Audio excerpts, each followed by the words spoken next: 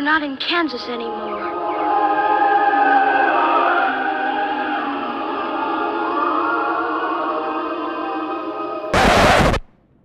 Nope. It's just Childress, Texas, where things around here are done completely different than in the rest of the world. This is Childress, Texas, population 5,000, located in the Texas Panhandle on US 287.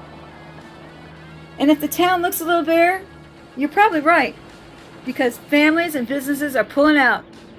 They don't want to live here anymore, not with the way things are now. Today we're going to be talking about the public defenders and the court-appointed attorneys. Here's just a few of them right here. There's some more, but here's just a few of them. One question that a lot of people have in this town is, who are they loyal to? Are they loyal to the people they're supposed to protect and defend? Or are they loyal to other people around this city? Like maybe Luke Inman? And speaking of the man, there he is right now. Oh, he fell down. Are you okay, man? Dude, are you okay? Are you okay? Okay. This is Luke Inman, and he is the district attorney of this area. And guess what? He's the one that picks the attorneys for the public defender's office and approves them. So think about that for a minute. He has to pick them and he has to approve them. So if I was this man, I would pick only people that were my friends. Because look at that, he's a tyrant. He's a big tyrant. I would pick only people that maybe I went to school with, or maybe people that maybe I was swinging with on the swings at the park. If you cannot afford one, one would be provided for you. We've heard about this in all the cop shows, all the cop movies, but you better hope it's not this guy, Dale Raby, who had more of the cases than any other public defender there was. This guy, though, had tons of complaints, and the complaints were all basically the same, and they all said something like this. He never met with me before my hearing. He never went with me before the trial. He didn't want to hear any of my evidence. He didn't want to question any of the witnesses I brought. While we were in court, he did not ask the witnesses any questions whatsoever. In my opinion, this sounds like somebody with a cocaine habit, because those are the kind of people that want to do this and then they don't do it. Or they say they're going to do that and they don't do it. And sometimes they can't even put two words together to form a sentence. But all I can say is this. It's my opinion, and a shady lawyer makes for a shady judge. I can't believe they made him a judge. When a court-appointed lawyer is hired, it is made clear to them that their job is to champion the defendant and to do everything in their power to set that man free. So why then is there an incentive to put them in jail? Here's what I mean. Look at their pay scale. They make $70 an hour. They get expenses, they get car expenses, gas expenses, and then they get a bonus too. So whatever type of case they're working on, they get a bonus for it. So if they get a straight dismissal, they get maybe I'll make up a number, $100. But if they can get their client to sign a plea deal and not go to trial, they make more money. So that means they encourage their people to take a deal so that they can make more money themselves. In my opinion. What's wrong with that? Let me show you. And instead of letting a case run its course, they're pressuring people into taking a plea deal immediately as soon as they leave jail. There is a process for how your case goes through the system. And this is how it normally goes. First, you get arrested and you see a judge at the jail. You get out of jail and you go see the judge at the courthouse. And while you're there that first time, they kind of set things up and set things in motion. And then after that, your case might go to the grand jury, or it might not, just depends. And then after that, you do the motions, and then you do the pleas. And finally, you go to trial. And this whole process takes only about a year, which is a long time, actually. So what they're doing to cut time and to get more people through and to get more money, they're encouraging their people to take a plea on the first day of court, which makes people lose their due process of having a fair trial or fair outcome. That's exactly what happened to my friend, Luis Garcia, who took a plea far too early in the game. In my opinion, his public defender needs an Academy Award because she talked him into a guilty plea even when there was no victim and no witness, therefore no crime in his situation. It's easy to believe someone who's offering you some sort of hope to get out of jail immediately. And he is definitely not alone in this situation. This is some of the things they say to get that plea bargain.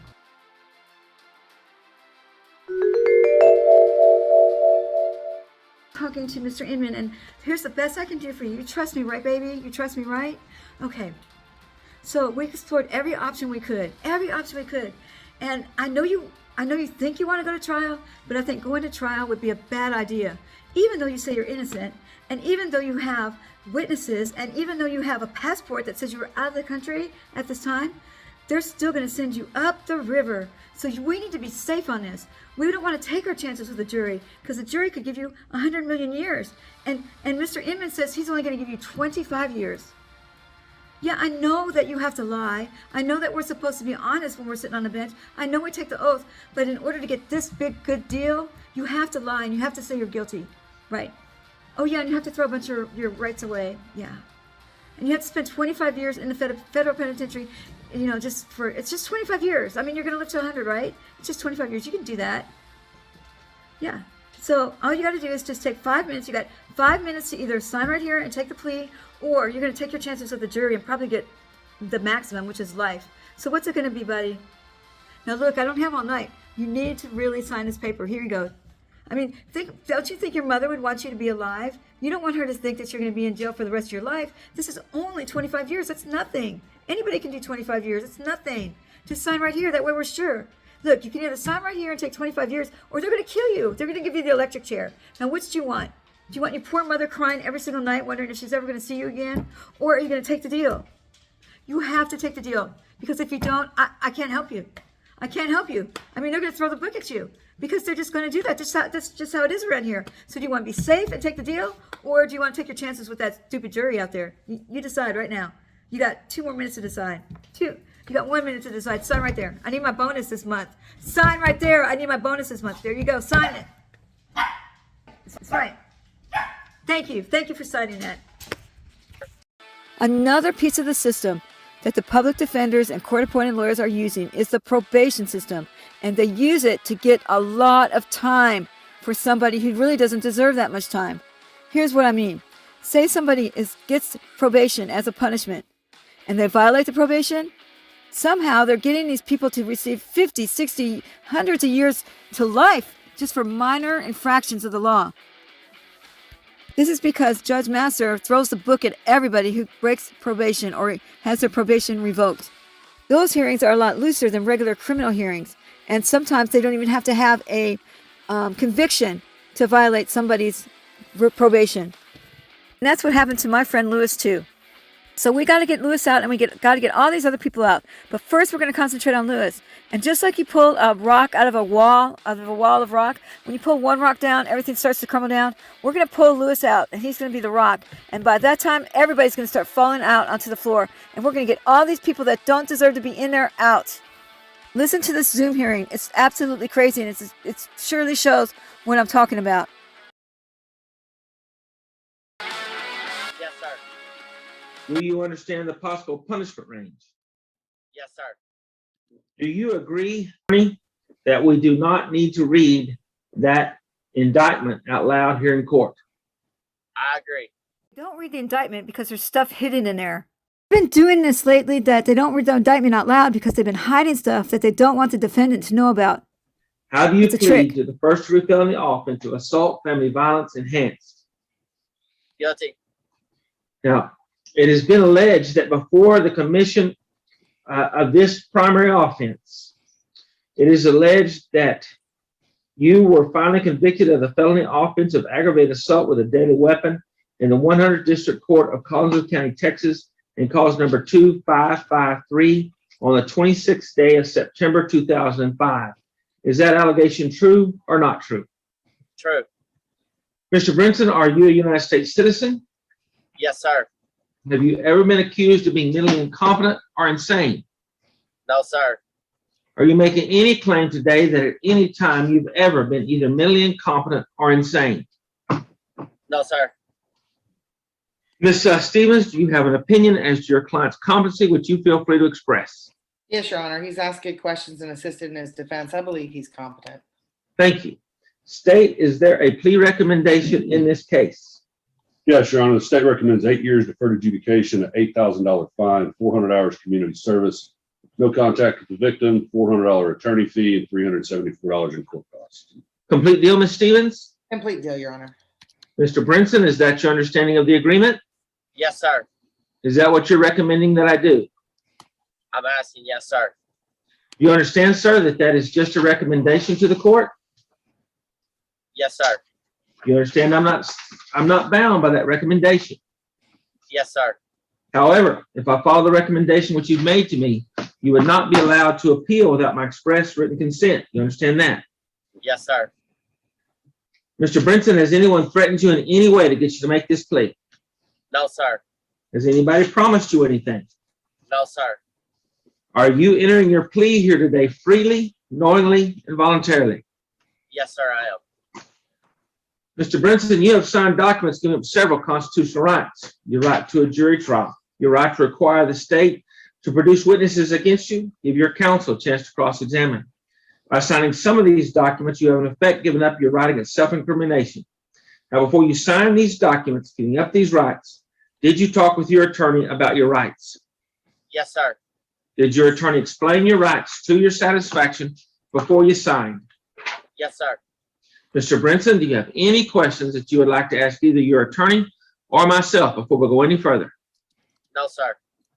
I find the defendant to be sane and competent. I find that this plea was freely, knowingly, and voluntarily made. State, do you have evidence to offer in this case? Yes, Your Honor, we offer State's Exhibit 1, stipulation of evidence signed and fingerprinted by the defendant, as well as State's Exhibit 2, a copy of all discovery materials received from law enforcement and transmitted to defense counsel. No objection, Your Honor. 1 and 2 are admitted and will be retained in the file. Just enclosed, Your Honor. Ms. Stevens, do you have evidence to present? Your Honor. Yeah, I'd like to call my client as a witness briefly, please. All right. Mr. Brinson, if you'd raise your right hand to be sworn. You solemnly swear the testimony you give in the cause before the court will be the truth, the whole truth, and nothing but the truth, so help you God. Yes, sir. Ms. Stevens, you may inquire. She's going to cover her ass. That's what Mr. she's Brinson, doing. you and I have talked at length about what deferred probation means. Is that correct? Yes, ma'am. Okay. And you understand that if you successfully complete, you will not have a conviction on your record for either of these, correct? Yes, ma'am, I understand. Okay. But you and I also talked about the fact that 8 years of probation is a long time. And if you were to get revoked, we'd come back before Judge Messer. Do you understand that? Yes, ma'am. And you understand there would not be a jury. We would just come before the judge and the judge would have the full range of punishment, correct? Yes, ma'am, I understand. Yes. And you understand that in both cases, the full range that the judge would have available to him is 5 to 99 or life, correct? Yes, ma'am, I understand. And you and I also spoke about the fact that if the judge were to, if you were to come before him on a violation and he were to revoke you on both of these probations and he were to sentence you to prison time in each one, he could actually stack those on top of each other, correct? Yes, ma'am, you explained that. Okay. And did I further explain to you that really 99 plus 99, that means you're looking at an exposure of 198 years if you were to give the max in each case and it were stacked on top of each other. You understand that, correct? Yes, ma'am. Now, I never told you what he would do, but I told you that that's the exposure you have, right? Yes, you told me that was the chance I risked. Okay. And knowing that, you're still fine with doing this plea today, correct? Yes, ma'am. Have you been satisfied with my representation? Yes, ma'am. Have I answered your questions fully and completely? Yes, ma'am. All right. Pass the witness, Your Honor. No questions, Your Honor. Mr. Brinson, why do you think the state made this offer to you? I believe that you have faith that I can successfully complete probation. Well, that might be applied to me. Why do you think the state, the prosecutor, why do you think the prosecutor made this offer to you? Honestly, I don't know my lawyer. Well, I don't know either. I've not been involved in any of the discussions, but I would suspect that the reason you're getting this offer is because they don't think you'll make it. And they think that this is the easiest way to put you in prison for a long, long time. I don't know that. I'm just guessing. But I want you to understand that I think that's my opinion of why they're doing this. Now, if that's the reason, what are you going to do about it? What you're going to do about it, he's going to try to do good on probation, but guess what? They've already got a plan in place to get him. I guarantee it. Let me know what you think in the comments.